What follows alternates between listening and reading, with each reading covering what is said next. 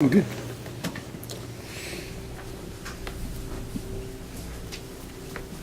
Okay, and we're going to touch on that in a second before I get too scattered. But that's okay, thank you. And if you think of anything before I get to it, certainly tell me, because there's a chance that I might forget to cover it.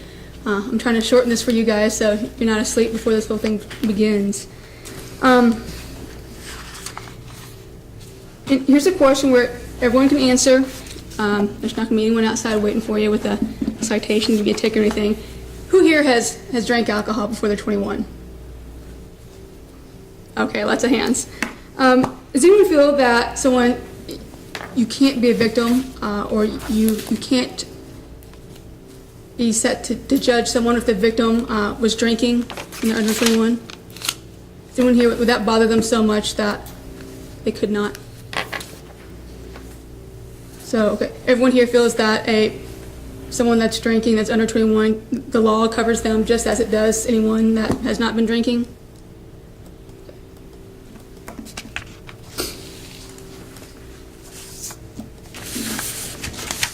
Does anyone here have just a large issue with drinking generally, and you feel that if there's a case where there might be some alcohol involved, that just stops you right there? Sir? I'm in the beverage alcohol business. I make it and I sell it. All right, do you feel that in any way biases you? It could. Yeah. How so? Because that is what I do for a living. So would you tend to believe somebody more if they had been drinking, or would you be able to assess the credibility of somebody without giving them a certain bias because of what you do? I'm not certain of this one. Okay. You do not know? I do, actually. Thank you. Okay. It's going to be 438-715. Is this something where you would need more facts, or you don't know? I'm honestly, I'm not really sure at this point. I just do want to point out that I am in the business. Okay. So I guess I'm not knowing how to ask the proper question then. How would it bias you if someone had been drinking and the case involves people that have been drinking? Would that? I would probably be a little less tolerant. Okay. If the judge gives you the law and it does not indicate that that's anything that should specifically be considered, is that something that bias, the drinking, you could set aside? I don't know at this point. Okay. I guess we'll find out. Okay. I just have to ask you lots of different ways. Okay. And as the judge indicated, this is the charge is robbery in the first degree. There's not any media coverage of it, so you probably shouldn't know anything about it from that. But it did occur at 1511 Bellamy Place. That's at the university, or it's affiliated with the University of Louisville. Do we have any students or anyone that's otherwise familiar with that? Okay. Are you familiar with Bellamy Place? Okay. I think it's a little further removed from the campus, but the fact that you go to U of L or you have any affiliation, would that bother you? Okay. How about anyone else that might be a student? Yes, ma'am. Okay. Could you give your number, please? 438-993. And are you familiar with Bellamy Place? Do you have friends that live there? The fact that you go to U of L and you're familiar with it, does that in any way bother you? Okay. Anyone else? I'm going to ski in the rows here because I might miss somebody otherwise. Okay. Okay. And would that in any way bother you? Okay. Does anyone here have, I guess, children that go to U of L who might live there or you might be familiar with it? Okay.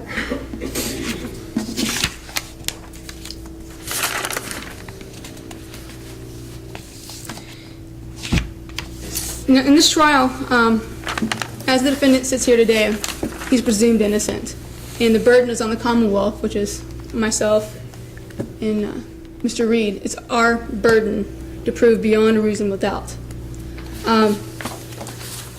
We cannot define what reasonable doubt is for you. I can't, the defense can't, and the judge can't. fortunately or unfortunately, however you look at it, that's one of the things that your life experience just needs to tell you what is beyond a reasonable doubt for you guys. Would anyone here hold the prosecution to a different standard? Does anyone here say, I need to know 100% that he did it, or I can't find? So everyone's okay with beyond a reasonable doubt rather than 100% standard? Any questions of anybody? Some people are kind of not nodding too much. There's not a lot to nod to, I know. All right. I don't get to ask very fun questions in this, so sometimes I got to check just to make sure I'm not putting somebody to sleep yet. So we're all agreeing that a beyond a reasonable doubt is the standard that we were hold the prosecution to. Can we get a nod? If nothing else, I might wake you up. All right, thank you. And since beyond a reasonable doubt is the defendant, the prosecution's burden, the defendant, he also has rights. He has right to an attorney. And as we sit here today, he's pled not guilty. He also has a right to a trial. Can everyone here agree that we all have a right to a trial? If, while we're talking here, I come up and I stab Mr. Reed in the neck, everyone here agree, even though everyone saw it, I still have a right to a trial. Just how our system goes.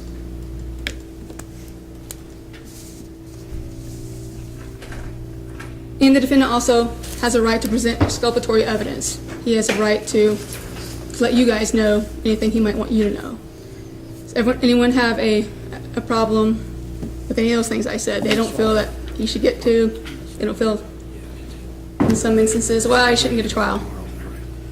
No? Does anyone here have just an overt feeling of prejudice or anger or disgust or I could keep on going, but I'll stop, with our legal system? Yes, sir. Might it have something to do with your recent? Oh, yeah. I can't really blame the legal system as I didn't have any information when it came up. But I was just walking down the street in January, and there apparently had been some break-ins around there. And I get pulled over and questioned by police officers. One car of 2 turns into 4 car of 7 police officers. And I didn't do anything wrong. I broke anything, and I just felt really impressed. Okay. And will that, in any way, aside from, I know you had mentioned several other things, but that instance you just spoke of, is that something that's going to bother you? That's something that's going to... I don't think I could hold it against the defendant as he's not part of the legal system necessarily. Would you hold it against me? No, you're an agent within the legal system, and not a person with the authority to enforce the law necessarily. Correct. How about... And then there's Detective Smith. Probably not the man, but maybe the position. Okay. Anyone else feel that way? See any hands hiding in that?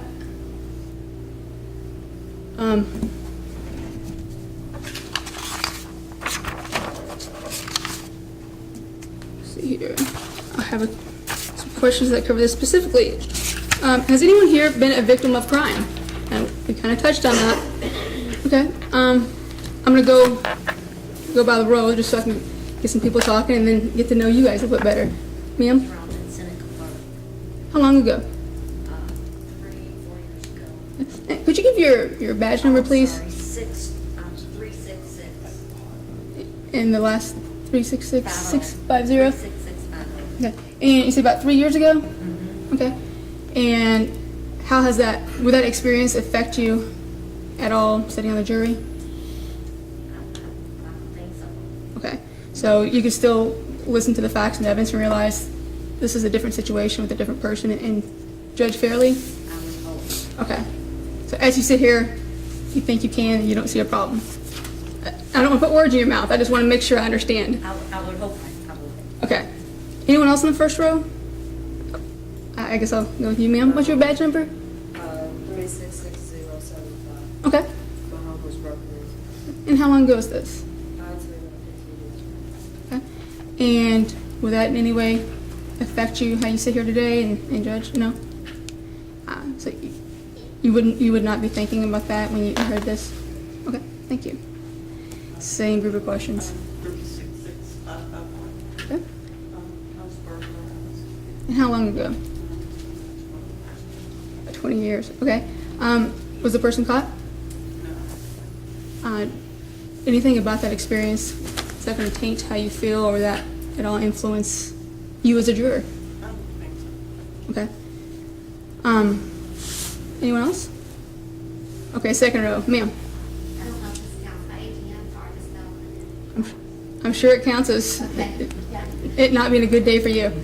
Could you give your badge number, please? Sorry, 407 802. Okay.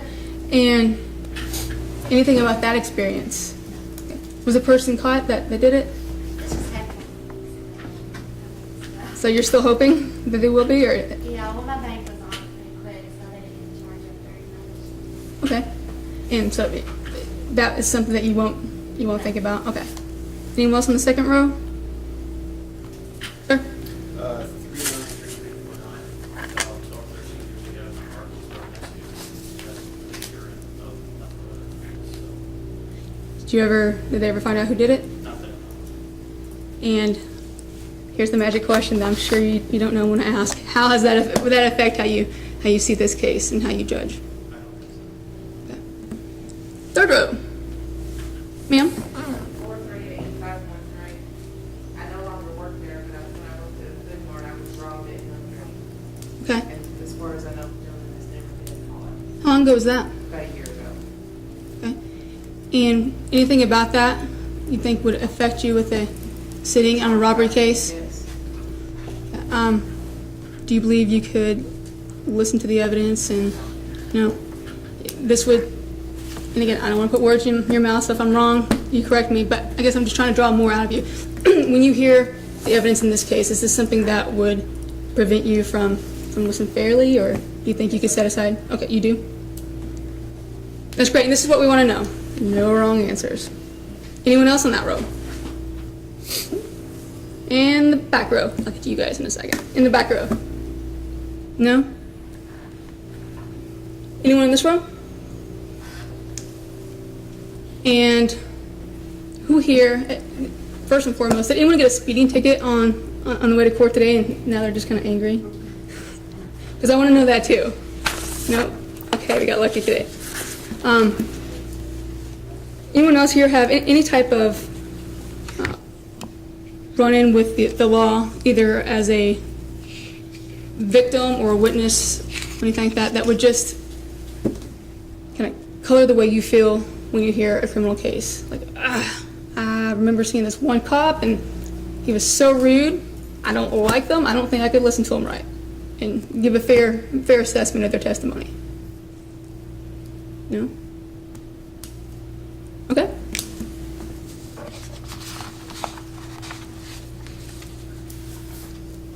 Do we have anyone here, and this might be where you want to approach, and so please let me know. Has anyone here been a defendant who's been on the other side of a prosecution, I guess? And this could be for something like a theft under a certain amount, or I don't know. There's so many things I don't want to list. So no one here has been a defendant? Been charged with Been charged with a crime? been charged with a misdemeanor, yes. Okay. Would you like to tell us, or would you like to approach? No, I'll go ahead. Okay. I'll go ahead and tell. Misdemeanor reckless driving. Okay.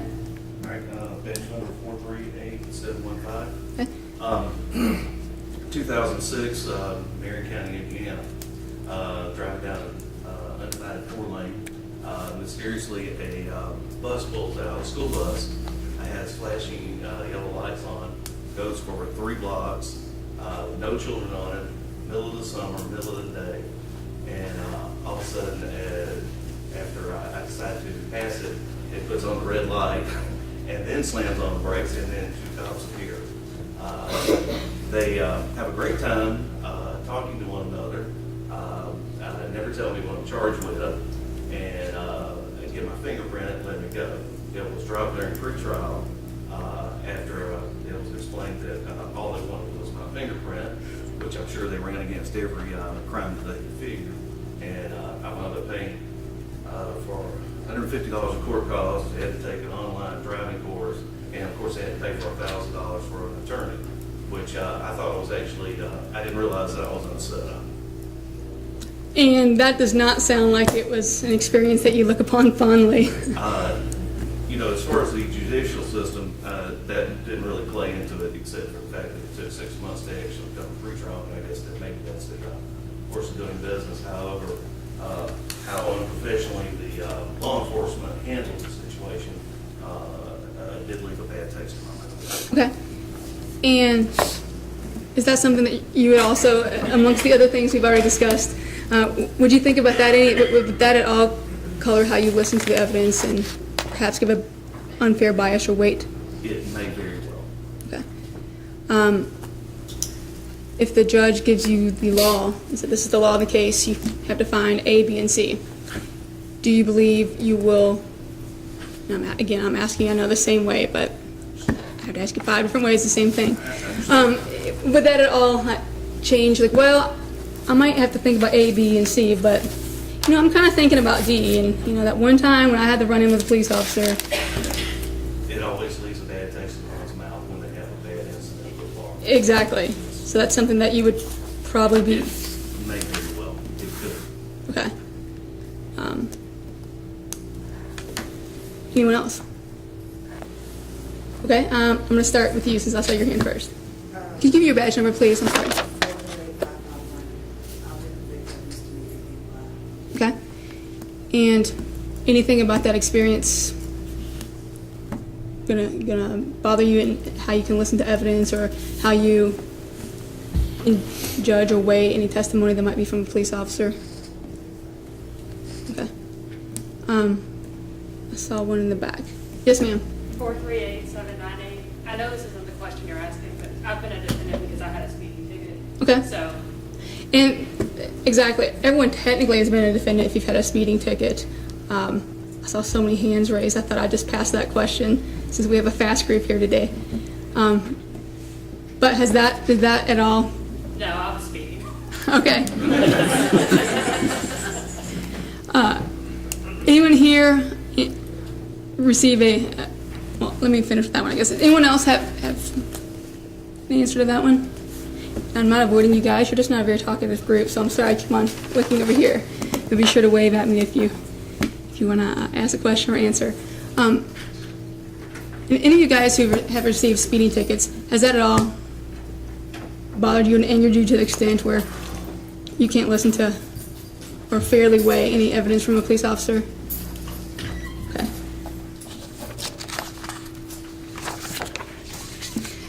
As the jury, it is your job to decide the facts. There might be 2 or 3 people here that are going to testify from that stand and give 2 or 3 different versions of exactly what happened. It's your job to determine the credibility and who you're going to believe and just weigh it like that. Anyone here have a problem doing that? And can someone answer or raise their hand? How would you go about determining somebody's credibility?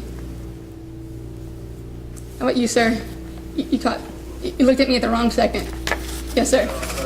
3, 4, 6 is, I mean, you just look at their posture and like if they're looking at the person when they're asking questions and stuff. Okay. Just base it on what other people say. Okay. Anyone else have a different answer for that? How to judge credibility? Okay. The type of evidence you'll be getting from the witnesses when you judge credibility, there are 3 different types. Testimonial. Who here can give me an example of testimonial evidence? I'm going to pick. Yes, sir. Honestly, so I saw him do it. Something like that. Okay, so it's what someone sees and what they testify to. Okay? There's physical evidence. I'm going to pick on somebody over here. You, sir, with the blue shirt. What is physical evidence?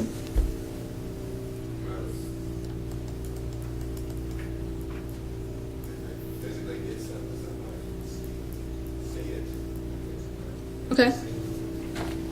Sir, anyone have anything to add or? Like a tangible thing, like a weapon or something. Okay. Like if I actually, while you guys are sitting here, decided to stab Mr. Reed, that would be the physical evidence. Okay. And circumstantial. Anyone here have actually, let me give you a quick description of circumstantial. That would be if you go to sleep tonight, you hear on the news that it's supposed to rain, and when you wake up, you see that there's snow on the ground. No one saw it snow. You thought it was going to rain. Everyone can infer that the snow got there because it snowed, correct?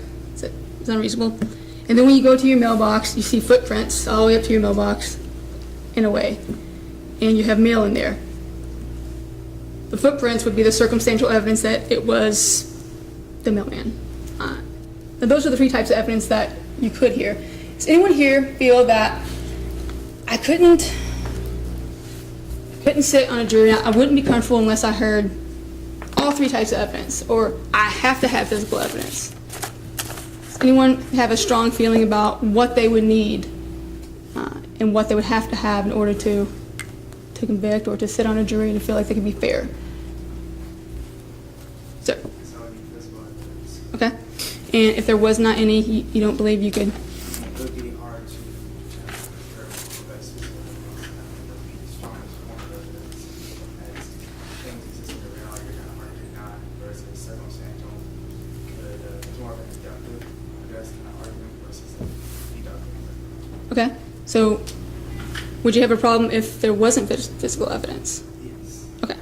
And you feel that you probably could not listen to the evidence or I mean, couldn't render a verdict? I don't think I could listen to it, but I think the argument would be weaker for the fact that it didn't have physical evidence to support it. Okay. So would you have a problem finding guilty or not guilty if there was not that? I think it would be difficult. Yes. Okay. Anyone else feel that way? Okay.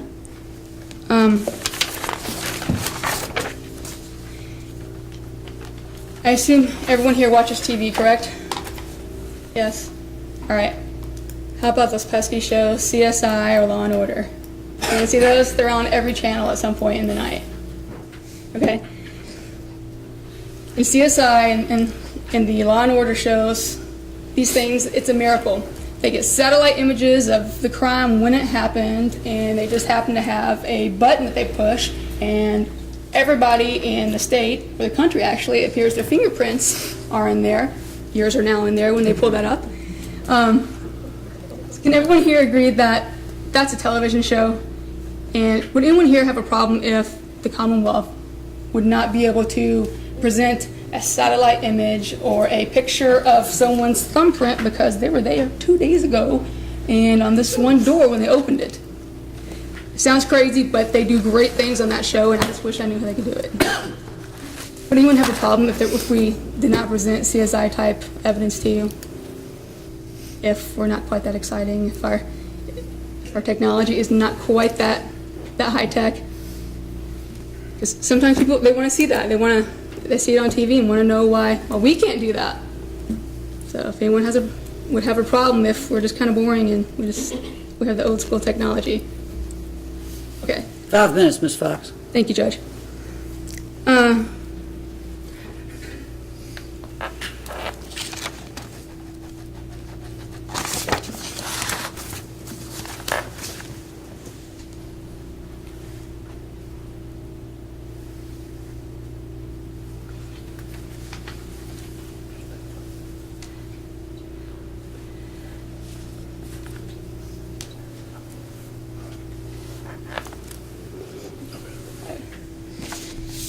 Is there anything that I didn't cover that you think, I might not be a great juror for this particular case because, and fill in the blank? Yes, ma'am.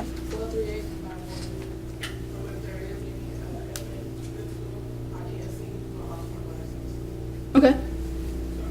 That would be important. Is there anyone here that has, and it's also good to know if anyone here has an issue with as far as hearing or seeing. That way I can be a lot louder, or I don't have to be quite as loud, or if anyone has an issue with either of those. Ma'am? Hearing. Okay. Have I been loud enough? Okay, thank you. So I can get louder. Anything else? Anyone else? No? Okay, well, thank you. Thank you, Ms. Fox. Mr. McLeod? Yes, ma'am. May I please report? This morning, ladies and gentlemen. My name is Brendan McLeod. Just a little bit about me. I'm from Hikes Point, grew up there, still live there. I'm not going to pick on jurors. I teach commercial law at the University of Louisville, and I found that when I pick on them, they kind of hold it against me. So I'm going to ask general questions. If y'all want to answer, that'd be perfect, but I'm used to the quietness. I have to go back through and follow up a little bit on what people have said. And, sir, I'm going to start with you, 292642. Your house was burglarized and it was a home invasion? Is that what you... Okay, so you were held at gunpoint? Yes, I was. I was walking out of there. They got my face. Okay. How long did they occupy your house? Maybe 20 minutes. Did it scare the death? Did it scare the... Yeah, it's pretty scary, man. I had a gun turned on me for about maybe 20 minutes. I was on the floor. They took me from my bedroom. Held the gun to my point. They held me at gunpoint. I went to my kitchen, laid on face down on the floor. My kitchen floor. And they just went through and took whatever they wanted. They had one guy, 2 guns turned on me, my girlfriend, and my other roommate. And they just went through us.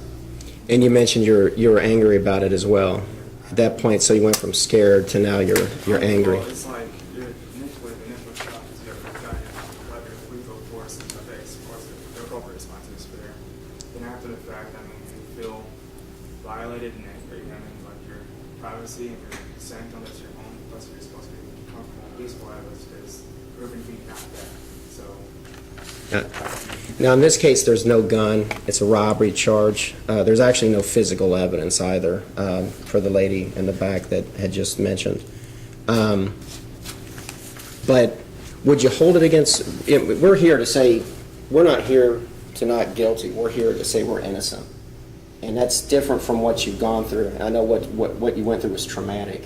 And I don't mean to point you out, but I have to get you to a point because at the end of all this, there's certain things that we're going to strike jurors for cause. I'm trying to figure out, because I can't read your mind, unfortunately, can you be fair and separate Mr. Berry from the horrible events that happened to you? I think it's fair to separate Mr. Berry from the horrible events. However, I believe that with the variety of the juries in here, I think I'm probably not less suitable than other terrorists.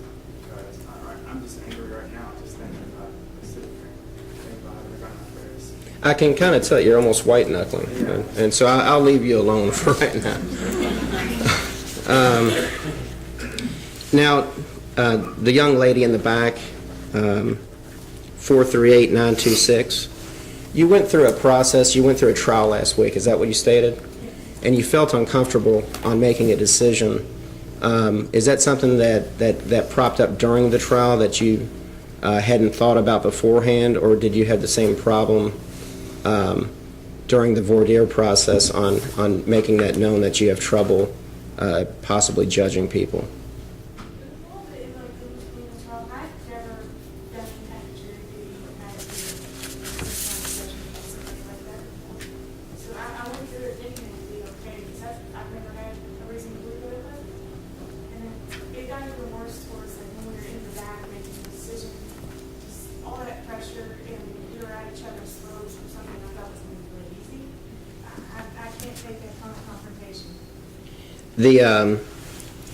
And I don't know her, but that's a segue into one of the things I go over. And I've never, in my 43 years, been called up to serve on jury duty. I've probably tried 50 or 60 cases. But I do know that it can be very heated and contentious if you are the final 12 in the back. And so what I'm going to ask generally, and I'm kind of going out of position, but that was a good way to come into this, can everyone here promise, not only the Commonwealth, but also Mr. Berry, that if you go in the back and you're having the conversations and you understand the facts and circumstances on how they came out at trial, that just to get out of here before 6 o'clock or just to not be able to have to confront other people, can you stick by your guns? Whether it's 11 people that say he's guilty and one person says he's innocent, or whether it's 11 people say he's not guilty and one person says he is? Can everyone here promise that at that point, they are not going to just roll with the crowd if they can stick by what they truly think happened? I know that's a hard question, but the young lady absolutely articulated that, because a lot of times they'll bring the jury out and the jury's hung, and some people are sweating, and it's not, it's nice and cool. There's a water fountain in the jury room as well. But I can tell when things are getting heated and they're coming out and they're asking questions and people faction up. So if everyone's giving me a nod, I can get on from that point.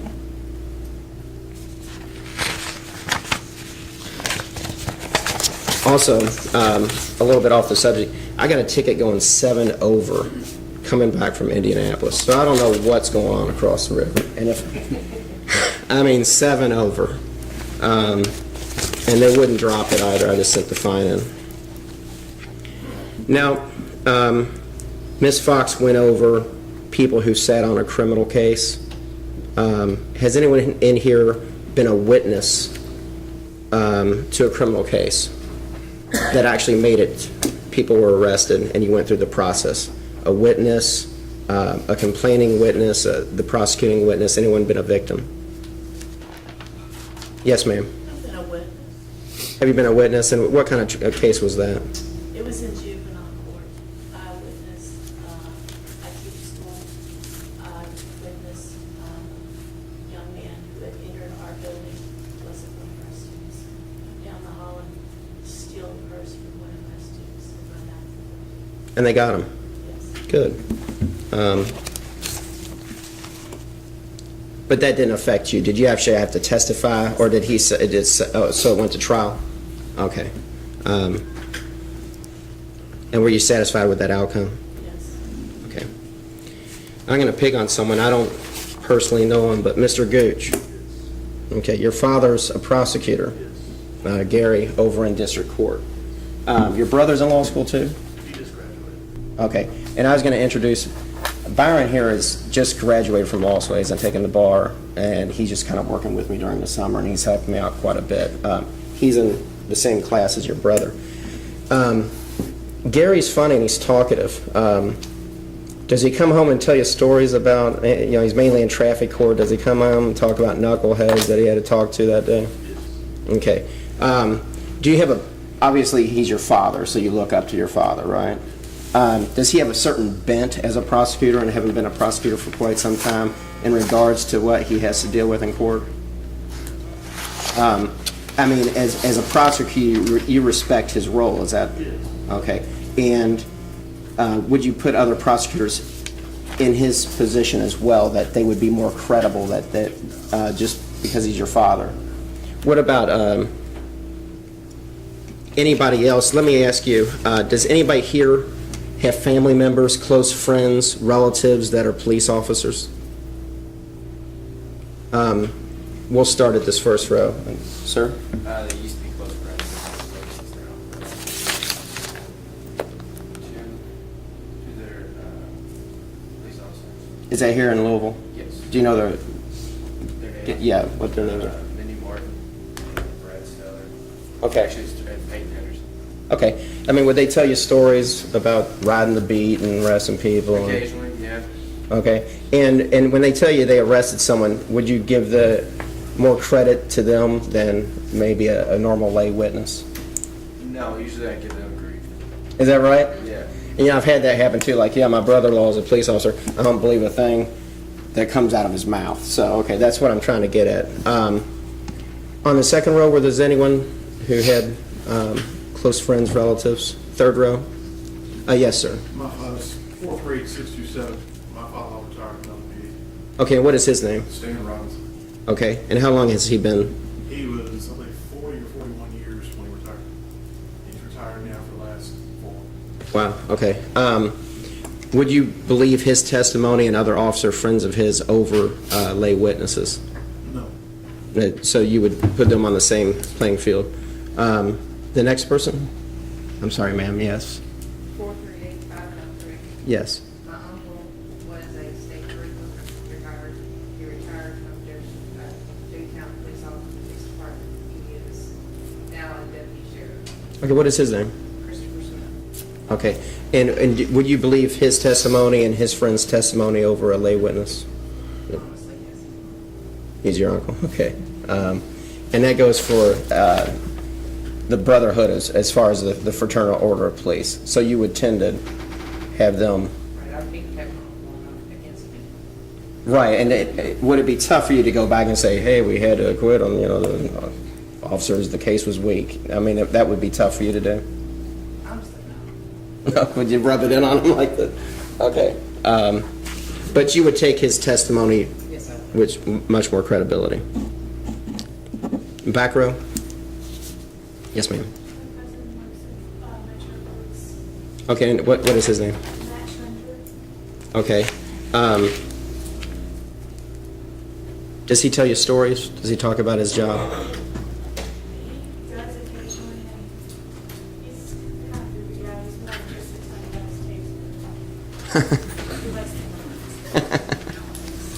Does he talk about how they straighten up when he fires it into him? Oh, so he did have it tested on him. So I think that's an option. You don't have to get tased. Knowing your cousin and knowing what he wanted to do and what he strived for, would you believe a police officer's testimony over a lay witness off the street?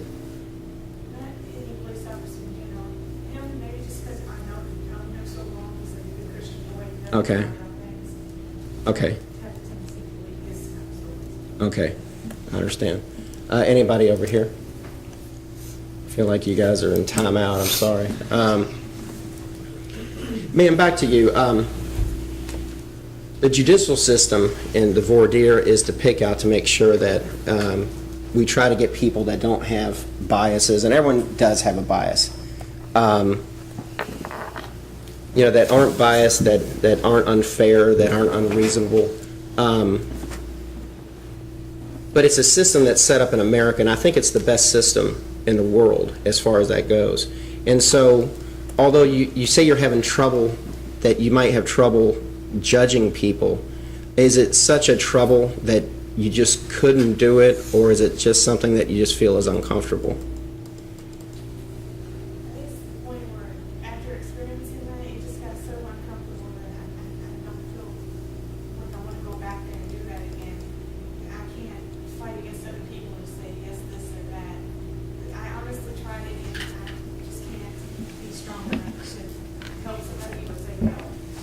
Okay, so you might be one that just kind of goes along with it in order to try to keep things placated. I just don't like complications, I don't like people getting mad at me. I just can't handle that. Okay, I understand. Ma'am, I'm sorry, dude. I'm sorry. In 438-807 and answer to your question about police officers, I'm sorry. Yes. I'm a member of the 5th Division Advisory Board, which is a citizens advisory board that works with police. Okay. And I don't have any bias necessarily, but I do respect the job they're doing, and I would probably possibly hope that it would just be more credible. Okay, is that the Douglas, Yes. is that where the substation is? Yes. Okay. So having worked with them and understanding their plights and everything else, you would tend to... Okay. Okay.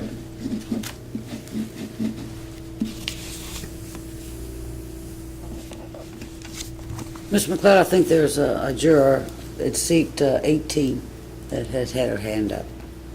I'm sorry.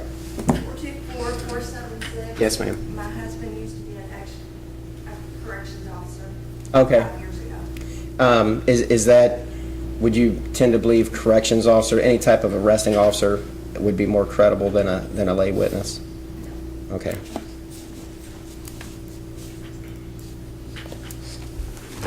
And what I'm doing is, there is a time limit in this court, and I didn't realize that. I've tried in just about every circuit but Judge McDonald Bergman, so I'm trying to chop this up so I don't beat y'all over the head with the same stuff that Ms. Fox went over as well, and try not to waste your time.